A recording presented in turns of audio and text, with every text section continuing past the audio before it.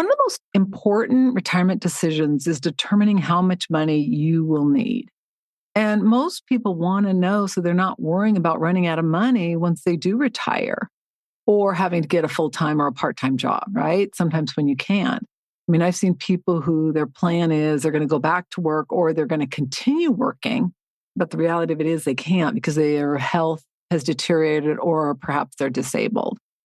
So today we're diving into one of the most important and critical topics when it comes to planning your financial future. So stay tuned. Hi, I'm Annette Bau, host of the Wealth Inside and Out podcast and founder of the Millionaire Insider. My mission is to help you simplify the money game so you can create a financially secure and fulfilled life without having to have a PhD or spend countless hours on your finances. You're going to learn how to think like a millionaire, stop worrying about money and wondering if your financial house is truly in order, and instead spend your time doing what you love. With over 3 decades advising 7, 8, and even 9-figure millionaires, and now joining that elite group, I'm in a unique position to help you make the best financial choices so you can create a secure financial future and retirement you love. This is the Wealth Inside and Out podcast. If you're not sure about your next best financial step, you can take our assessment at themillionaireinsider.com/NSF. This assessment gives you insight on what's your next best step. So I encourage you to take the assessment. Again, themillionaireinsider.com/NSF. Today's free resource is our retirement plan checklist. You can go to themillionaireinsider.com/RPC. This checklist is really important with what we're talking about today, making sure you have enough money, because it gives you a guideline of all the different factors that go into determining when you can retire, how much you can afford to spend, things that you haven't even thought about. We have taken probably collective of about 75 years to create this with all of the advisors that had input on it. And it's amazing the insights you're going to get by going through that checklist. So again, you can go to themillionaireinsider.com/RPC. This guide is really the first step to help you create a plan so you don't have to worry about running out of money. So I encourage you to download it. For today's show notes, you can go to themillionaireinsider.com/53. This information is copywritten by themillionaireseries.com. The information we provide is not intended to replace any advisor or specialist or to provide you any investment, financial, tax, retirement, planning, or healthcare advice. All participants agree to hold millionaireseries.com and its affiliates harmless for results achieved or not achieved. So how much money do you need to comfortably retire or possibly retire early? One of the most common questions I get is $1 million enough? Typically, $1 million is going to earn you about 3 to 4%, which equates to about $30,000 to $40,000 a year. That's assuming you're not depleting the principal. Now, some of you may say, wow, that's not very much. Well, you can do the math. You take whatever number of years you're going to be retired and you divide that by 1 million, and that also can give you a number. But the key is you've got to be aware that if you deplete your principal, then once that money's gone, you're not going to have any. As I share, I have been interviewing hundreds of women, and I can't tell you how many of them share that they're running out of money. A recent study they did, they found that people were more nervous about running out of money than dying. 80% of people in another survey shared that their number one concern was running out of money. Oh, it's terrifying. Let's talk about this $1 million. And whether you've got 500,000, a million, or 10 million, the point is you got to be aware of these factors. One of the most important things that people often overlook are taxes. And you've got to make sure you're taking that into account. Now, I don't normally like to share rates because they continually change. I want to just review a couple of things. And then obviously before you create a plan or retire, you need to go and do research to find out what the current rates are and to find out what's applicable for you, meaning where you're going to fall based on the amount of money you're earning or the amount of capital gains you have that's going to be subject to taxes. Short-term capital gains is owning or selling an investment in less than 1 year. And the reason that's important is because those earnings are taxed at ordinary income tax rates. So they're much higher than long-term capital gain rates, which is what assets that are held for more than a year fall under. One of the things that's really interesting that a lot of people don't get is the current capital gain rates as of this recording, 2024, for long-term securities is 0%, 15%, or 20%. The 20% is for long-term capital gains, assets you've held for more than a year. And it applies to assets that the value, the gain is over $583,750. So it's a lot, over $500,000. Ordinary are 12%, 22, 24, 32, 35, 37. Now, this is the real catcher. At 37%, that's for income at $578,101. So look at that. It's almost the exact same amount of earnings. One is obviously short-term and ordinary income, meaning it includes what you earned as far as income, interest, and then short-term gains.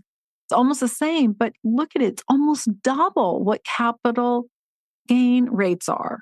Now, one other thing you do have to take into consideration is AMT, alternative minimum tax. I've been doing this for a long time, and I don't know of any CPA that can tell you exactly the amount you would owe until they plug it into their computer. But AMT is a consideration because a lot of people, especially if they have a large capital gain, will subject you to alternative minimum tax. So be aware of that.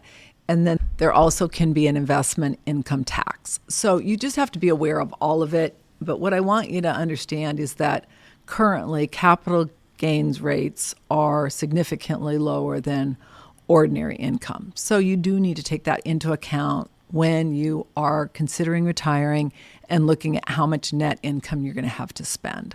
And this is what I find funny, is that people are so focused in on how much money they earn. You need to start focusing in on how much money you accumulate. Because if you earned $1 million last year, meaning from all your sources of income, and I earned $1 million on appreciation of my assets, when I go to sell that, I'm only going to be taxed at, some at 15%, some at 20%, depending on how much I sell. And I have the flexibility of that. When it comes to how much money you're going to pay when it comes to ordinary income tax, it's significantly higher.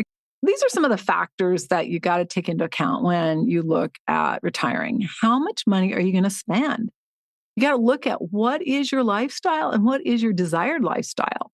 What do you expect your expenses to be? How is your health and how's your partner's health? When are you going to retire? Is it going to be 5 years, 10 years, 30 years? Got to be aware of that because that has a dramatic impact. What is your life expectancy? Meaning, how long are you expected to live? There is so much research and money going into extending life expectancy, increasing our longevity. And with that comes risks of running out of money. Now, if you're super healthy, you've got super healthy genes in your family, I really encourage you to look at guaranteed income. Probably the most common guaranteed income is where you purchase an annuity from an insurance company and then you get an income stream for life. And you can purchase them with different terms to ensure that if you die early, your heirs will get the money. Having guaranteed income, especially if you have longevity risk, is priceless, something so important. And it's kind of like a pension plan, the old pension plans that some people have, or Social Security, assuming it doesn't run out of money. The next thing you got to do is you got to evaluate your spending plan. You got to look at what is going to come in from all sources, and then what are your expenses. Many people create a plan assuming that they're going to spend less money in retirement. And it's mind-boggling to me, even when I was doing research for this article, because I always like to see what are other people saying, because I know a lot of people do research and then they write an article, right? And the only difference between me and them is I've spent 35 years in the trenches seeing what really happens. I just don't see that people spend less money in retirement, especially people who have been successful in their career. What ends up happening is they've worked their tail off to get where they are financially while they were accumulating wealth, and now they want to enjoy it. And so you got to make sure that before you retire, you got to look at your spending habits and consider how it is going to change in retirement. Because see, in retirement, you have more time to do things. Some expenses like gas and driving to work possibly may decrease, but others like healthcare, traveling, entertainment is likely going to increase. Our second home is on a country club, and a lot of people are up there golfing. I mean, it's expensive to golf. It's expensive to have a home on a country club. All of those things need to be taken into account before you retire. Now, this is critical. You've got to do a test run. I encourage you to take 3 to 12 months vacation before you retire and live like you want to when you're going to retire. This is a must first step before you retire, but you're going to see, what do you actually spend?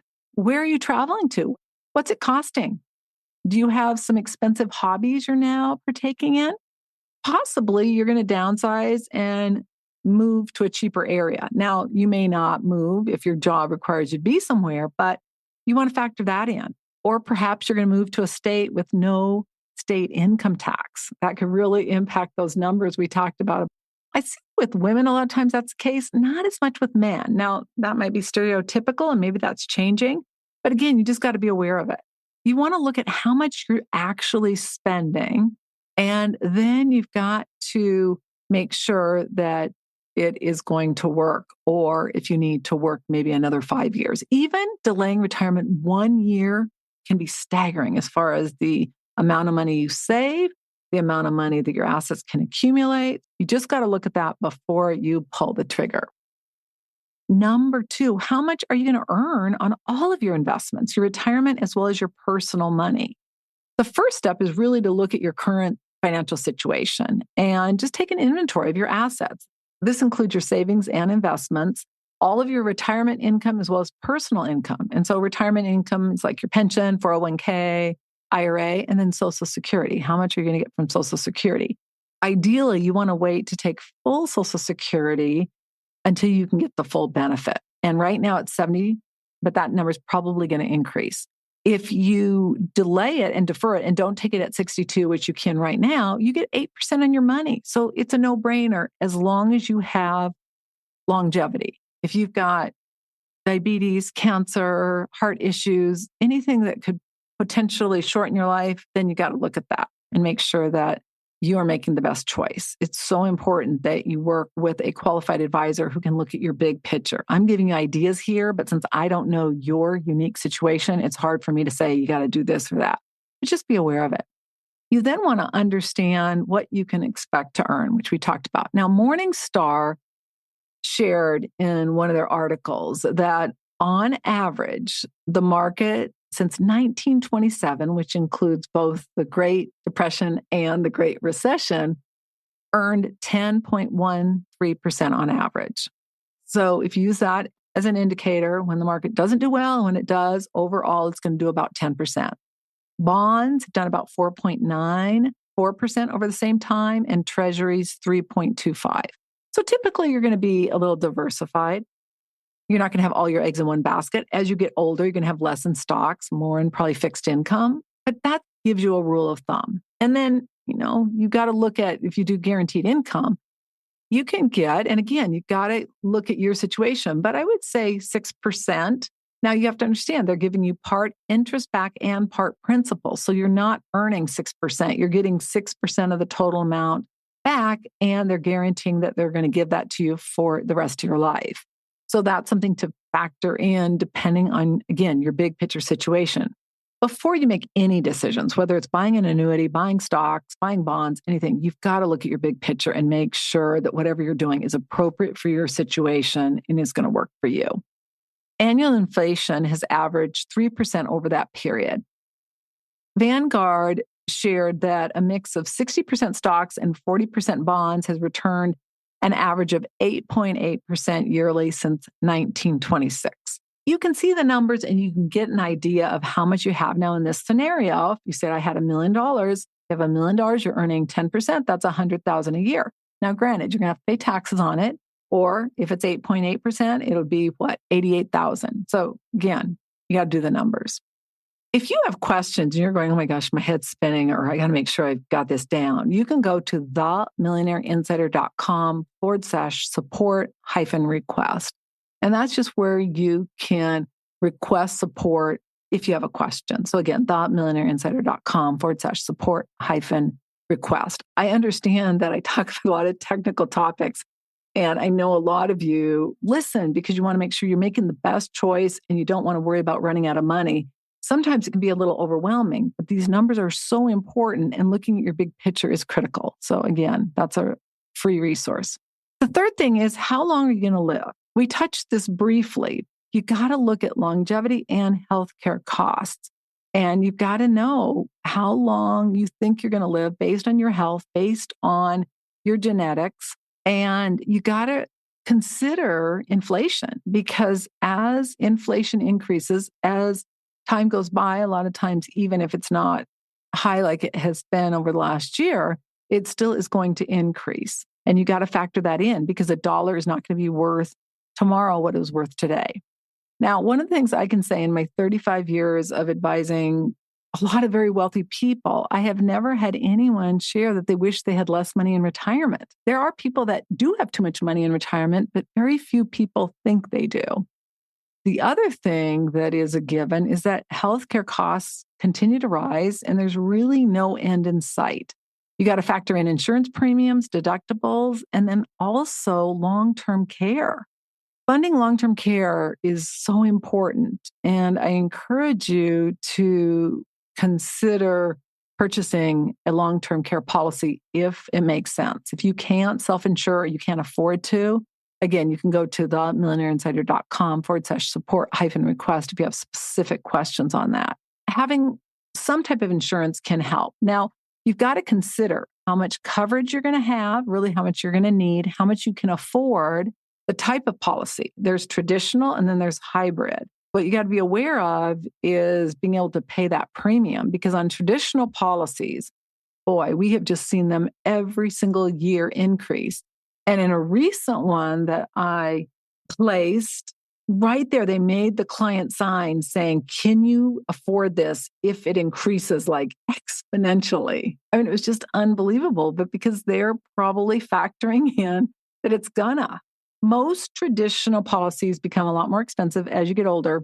Hybrids may be cheaper, but they oftentimes don't have all the bells and whistles. So some people, depending on your financial situation, purchase both, meaning they hedge it. They have a hybrid and they have a traditional, knowing that as the hybrid grows in value and they have more benefit, if the traditional gets too expensive, they can get rid of it. So again, you just want to look at it. Now, hybrid policies are typically tied to like a life insurance policy. So you have a death benefit and a cash value.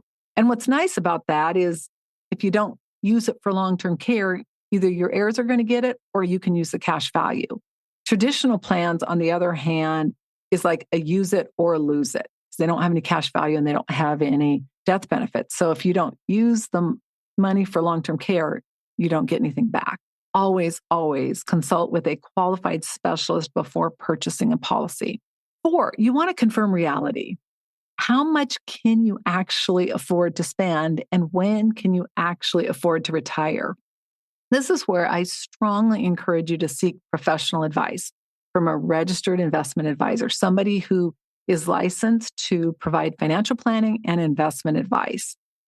Consulting with the right one literally can be priceless. They can share insight that possibly you've overlooked, help you create a plan that factors in taxes so you can determine what makes the most sense as far as where you take your money. And a lot of times it's areas that you've not considered, because sometimes we get so focused in on our situation, and I do it too, we all do it, that we don't see, it's like the forest among the trees. And then you want to make sure that you determine the impact of inflation.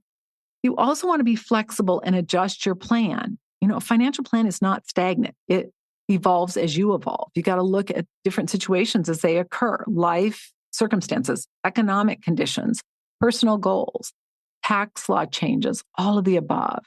And the more flexible you can be, it's going to allow you to adjust and adapt, and also to be prepared when you have unplanned expenses or surprises. And this is especially important when you're living on a fixed income. So let's recap on how much money do I need to retire? So the actual number is going to vary depending on your unique situation.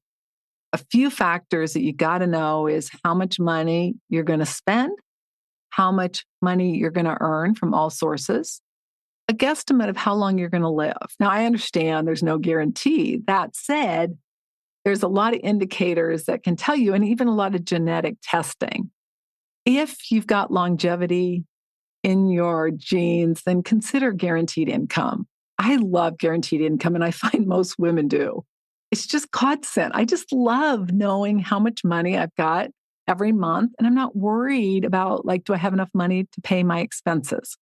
And then confirm that what you're assuming is reality, how much you can afford to spend and when you can afford to retire. And if you don't know, hire an advisor.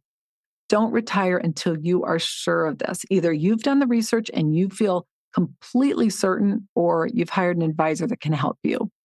All of these factors are going to help you to create an effective retirement and ensure that you can enjoy your golden years so you're not having to worry about running out of money, or worse, having to return to work, or worse, not being able to return to work. The key is just to start planning early and then stay proactive so you can secure your financial future and retirement. I'll just say this much. Regardless of where you are right now, just start doing something. Even if you already are retired, but you're not sure about what would happen if the market dropped, then take the time and find out. It's better to know than not know. And as I mentioned, I cannot tell you how many women have shared with me that they're scared to death because they're going to run out of money. And one woman shared, she said, yeah, we have $1 million left. And I was just listening. I'm thinking, okay, if I knew I had $1 million left, I'm just going to talk out loud here, but I probably wouldn't be going to the club I'm at, right? I mean, she's affording that. So, I mean, that's hundreds of dollars a month. And I thought, boy, that's the time. Another one was living in one of the most expensive communities in the country. And I thought, now might be a time for you to really look at that and consider moving somewhere else. And I know you may not want to, but if it meant not having to live in an apartment, eat ramen noodles, take public transit, be scared about your safety, I'd be willing to make those adjustments while I could, as compared to waiting until I was forced to. So I just want you guys to get really clear on how important the choices you make right now are going to be in your life. So I encourage you to take note, really give this some thought. Whether you already are retired, which I know a lot of my listeners are, or you're considering it, or you want to start preparing for it, this is a great place to start. If you love the content of this podcast, please follow and subscribe to our channel so you get notified of episodes, and also give us a 5-star review and share a comment. We really appreciate it. Congratulations on taking another step to create a financially free life you love. If you're not sure about your financial future, or that it's in order, or you are ready to stop worrying about money, or possibly the fear of becoming a bag lady, ending up broke in retirement, or you simply are ready to know your financial house is in order so that you can have a bright financial future, please go to themillionaireinsider.com/NSF. And that doesn't stand for non-sufficient funds. It stands for next step finance. It's the next best step of what you need to do so you can avoid an NSF notice in your future. Again, themillionaireinsider.com/NSF. The number of women who were not broke or poor while working or married is staggering. The entire mission of the Wealth Inside and Out podcast is to ensure you have the information for you, your family, your friends, anyone who's willing to listen to it and apply it so that you can create a financially free life you love. Again, themillionaireinsider.com/NSF. Until our next episode, take one action that will help you create a financially free life you love. I'm Annette Ba'u, your host. All international copyrights are reserved. Bye for now.